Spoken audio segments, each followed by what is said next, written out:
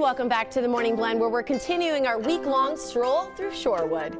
And we know that saving money for retirement is important, but equally important is to know the right time to pull out that money so that you can live a long, prosperous life. And Matthew Holbrook from Country Financial is here to talk about what's called distribution planning. Welcome back, Matt. Thank you.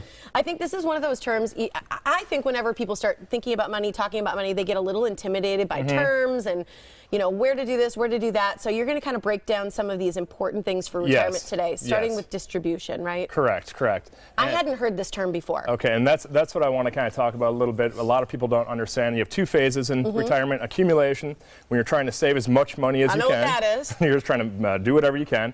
The second one is distribution planning. That's when you get to retirement and how to pull that money out.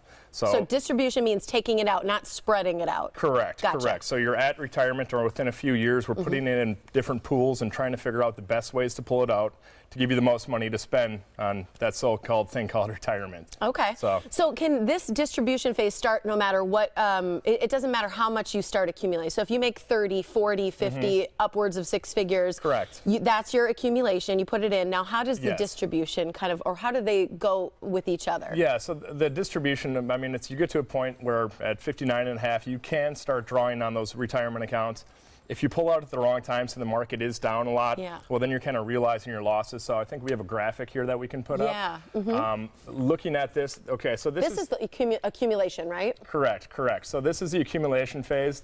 And on the left-hand side here, what we have is kind of the bad years. That looks even better now. Perfect. Lots of negatives. Okay, so what it is, 25 years of historical rate of returns here. The first 3 years, what you have a kind of down years. The last years at retirement, or when you get to the retirement age, you actually have up years. So you kind of go bad to good. You average 8% right there. So is this about riding that wave of fluctuation? Correct, correct. And for that, it's if you kind of invert those numbers, as we see here, what we have good years to bad years, it's still 8%. So no matter what you're doing, that money that you're putting away, you're going to average your 8%. It's not going to change all too much because the money's in there. You're not pulling it out. It's just going to keep on averaging. Now, when you get to retirement here, so if we put up the red slide for us, on that one, we're going to kind of look at the same thing where a financial advisor like myself will say, okay, we're at retirement. Now pull 5% out. Okay, so say you do that. You're at retirement. But the first 3 years, you have a negative 12, a negative 21, and negative 14. Scary. Scary, correct. And actually, with this scenario, you end up running out of money at age 81. So if you're planning on getting out of here at 81, this might be the best strategy for you. But I'd like to plan a little bit differently. And we're living longer. Absolutely. So now, if we flip that around, it's kind of same idea here. You're still averaging your 8%, but you have those good years in the first 3 years. And you look at age 90, you have a lot more money. So it's just kind of how you pull out that money. If you pull out at the wrong time, that money never has a chance to recover. So what I work with clients is kind of how to prevent that. And if it's a down year, what can we draw on instead of that in retirement?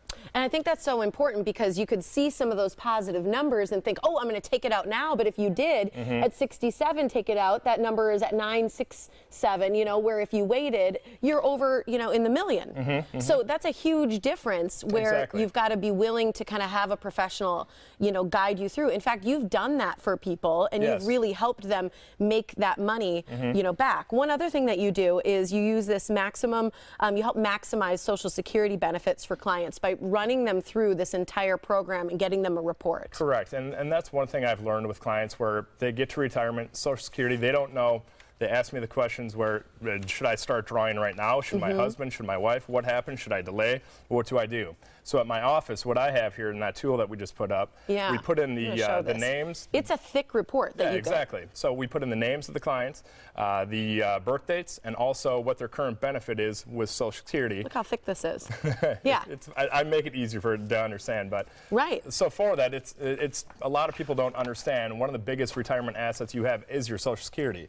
So when to pull that out, kind of maximize all your income. That's what I show a client how to do.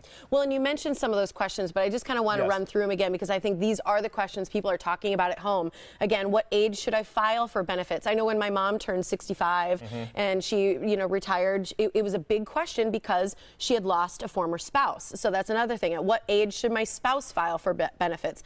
How do I make sure my spouse gets the largest survivor benefit? That was a big deal. If she took out at 65 versus waiting till 65, 67. It was a huge difference Yeah. in that. How do we know which of the common filing methods might be right for us? And if one of us lives a long life, how does that affect our decision? You break down all those answers for people. Sure do. And I think that's a tough conversation to start having, but it's so important. And sometimes people don't have it until they're retiring, right? Yeah, and then when they do have the conversation, it's such a relief off their shoulders. Yes. Now they have a tangible plan. They know how to pull money out.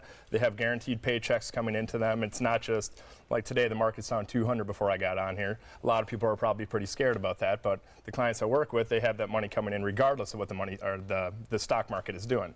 Well, and give me an example, because I know you've worked with someone who had saved up $1 million, and the difference of what they could take out annually per year and have per year was different with your strategizing. Correct. So when they came in, they were looking at pulling out about 4% because their prior person had said that's the number, and actually the number right now to be safe. Is that sort of like your, baseline? People say 4%? Exactly. Okay. And now it's more, closer to 2%. But it's, with what I worked with them and kind of showed them, we did different strategies, different products, and I showed them how to make that $40,000 into $80,000 per year. With the same beginning amount? With the same beginning amount that they're pulling out, and then for that I put guarantees in where they're not going to run out of money. So we're not going to be in a situation like the person in the graphs there where they run out at age 81. Correct. I think it's fantastic. I think it's so important. It doesn't need to be intimidating. Can people bring people with when they meet with you to take notes and really talk through questions?